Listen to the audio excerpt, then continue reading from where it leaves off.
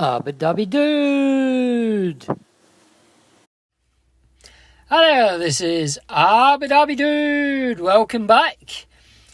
And today's video is filming from the inside of my garage. So I won't be going anywhere for reasons which I hope are pretty obvious by now. But today, when I got in the car, there was a software update pop-up. So we've updated to S20A now. Full version is, let me check this, S20A underscore 20.07.5-507626. Also known, I believe, as S20A1. So we'll just zap through it. I'll go through the feature list. I've printed it out so I don't miss anything. And I'll show you what's new. Okay, so we'll start with the startup process, because this is one of my favourite things, actually. This is kind of cool. Well, I think it is anyway. You get the usual Jaguar press screen to continue job, but when you start, you get that. In these uncertain times, stay safe, be kind, look forward. I like that. That's a nice little touch. Anyway, then we get into the usual screen, the usual startup home screen. That's my customised home screen you're looking at. So let's look first at some of the features. First one is the parking aids.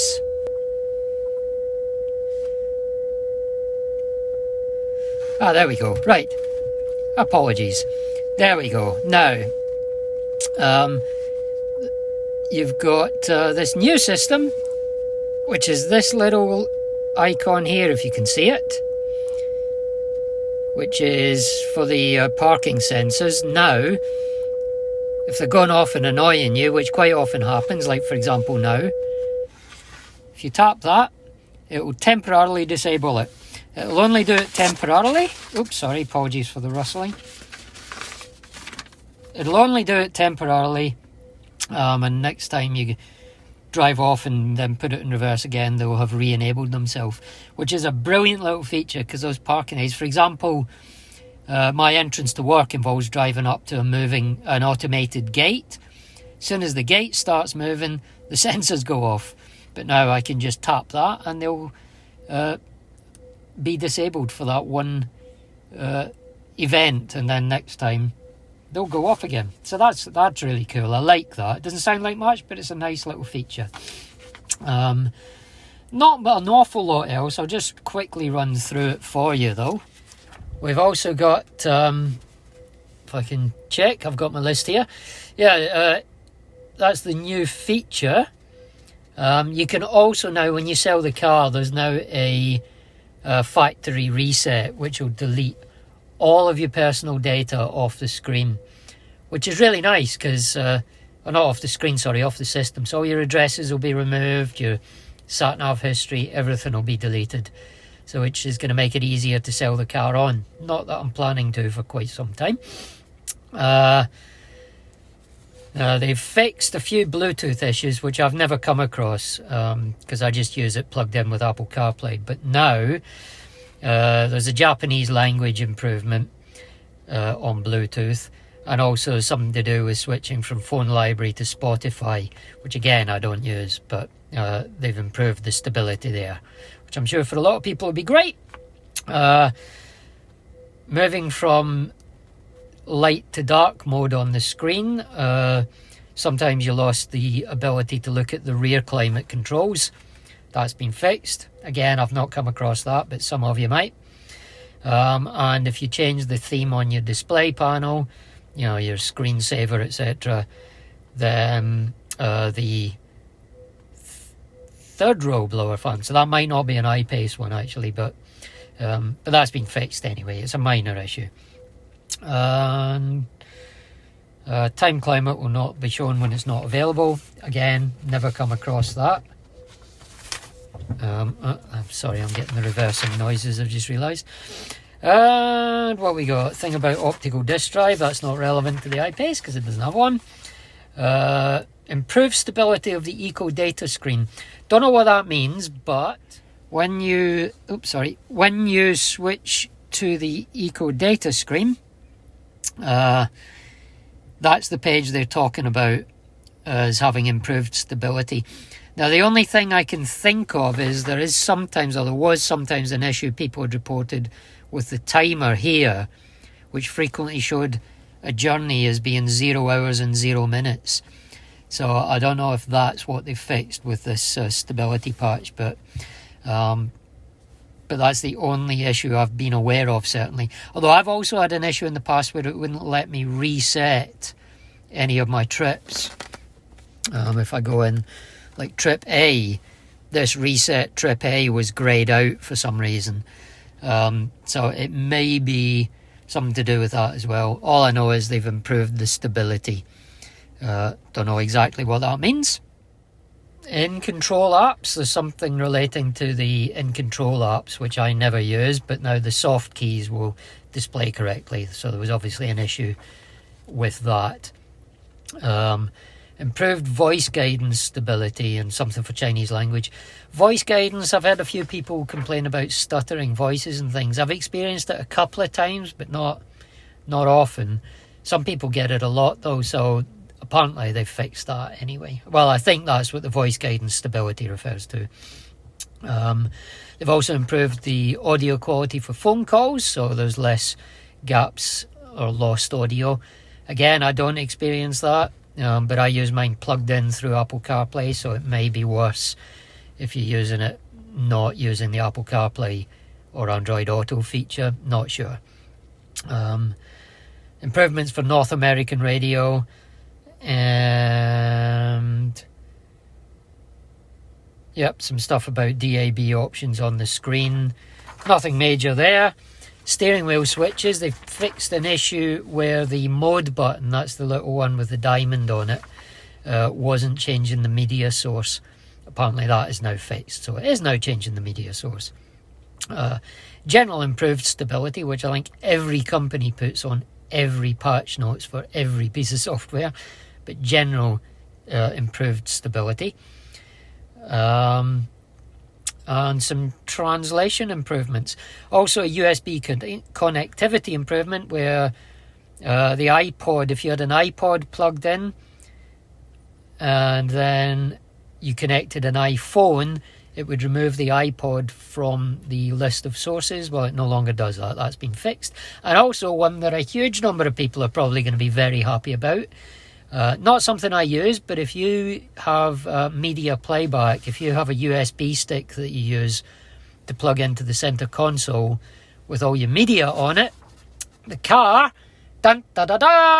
will now remember what track you were playing when you last used it, and will start from that track rather than going right back to track 1 on your USB stick. Loads of people have been complaining about that, so that has supposedly been fixed. And now for the big one that, well, for me personally, this is one that I've raised numerous times in the past. You'll have seen it on hopefully at least one of the iPace Drivers Show episodes, and also on a couple of my old road trip episodes. They have fixed, or improved should I say, the predicted state of charge functionality on the sat-nav. So we'll go in and we'll have a look at that now. First thing I'll point out, it doesn't mention this in the release notes anywhere, but I notice, and I hope this is permanent, but you'll see that it has not asked me to sign in. So I'm hoping they fixed that bug where it kept asking you to sign into your navigation account every time you started the car just about. So that seems to have gone. But if I call up one that I know, let's go for this one. That's my charging trip, my the one I do where I test the charging system. When I do my Charge Play Scotland test. So this is that route. and it used to say that I could get all the way there and all the way back with no issues, which was clearly impossible because it was giving me, I can't remember now, it was quoting me something like a 360 mile range on the car or something before. But now, let's have a look. What's it saying? It gets from here. We're at 72% at the moment. You can just see down there. It reckons we will get from here to Lomongate services using 20%. That's probably about right, because the temperatures are quite good at the moment. So that's probably about right. Normally it's about, well, during the winter it was using about 26%, I think. So 20 sounds about right. But it's saying we will use to get to, and let me start it, continue without charging. Let me start it. Okay, and if I zoom in a bit for you there so you can see it. Yeah, it's saying 71. Yeah, that's much better. It's saying we will use 70% between here and Kennaicraig Ferry Terminal, which is here. And that is about right. From memory, I think that the last time we did it, it was using something like 76%, but that was in the winter. It's 17 degrees at the moment. So that seems way more accurate. It's now saying that to get to Kennaicraig and back, we'll use 100. It will say we'll get back with minus 45. So as we're at 71 now, that's 116% of the battery. And it's a 283 mile journey, which is giving us about a 250 mile range, which is about right. These are rough figures off the top of my head, but that's about right. 116% would be 283 miles. So 100% would be roughly about 250 miles. It's way better. It's probably not pinpoint accurate, but considering I haven't used it yet in anger, that's way better than it was. I mean, previously it was showing that I could set off from here, get all the way to Kennaicraig, and get all the way back here, and I was still going to have some ridiculous amount of percentage left in the battery. It was going to have something like 20%, I think, left. So that's way better. That's vastly improved. I'm very happy to see that. Unfortunately, I can't test it out because of the thing. So I can't go anywhere to test it. But already, just from a glance, I can see that that is way better. Much better than it was before anyway. It was way out before and stupidly optimistic, even on short trips. But those numbers, just based on experience, and I've driven that route quite often. So basing it on what I know about that route and the fact that the temperatures are that much higher now than they were during the winter, that sounds about right to me. It's 140 miles to Kennaicraig, so that ties in. That's not going to be too far out, I suspect. That's quite impressive, yeah. So I'm happy with that. As I say, if ever we're allowed to drive the car, I'll get to do a proper test on it. I mean, long distances, obviously I'm still using it for work, but if we're ever allowed to do long distances again, I can test it out properly. But so far, I have to say, I'm fairly impressed with that. Fingers crossed, it will be consistently more credible and more believable and better. But yeah, step in the right direction. Well done, Jag. So yeah, that's it. It's not a massive update. Obviously, they're reduced operations at the moment, shall we say. I'm just impressed to see them sending out updates at all at this moment in time. At one point they were talking about not doing any more until the lockdown was completely over.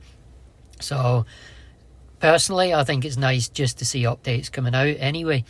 Yeah, very happy.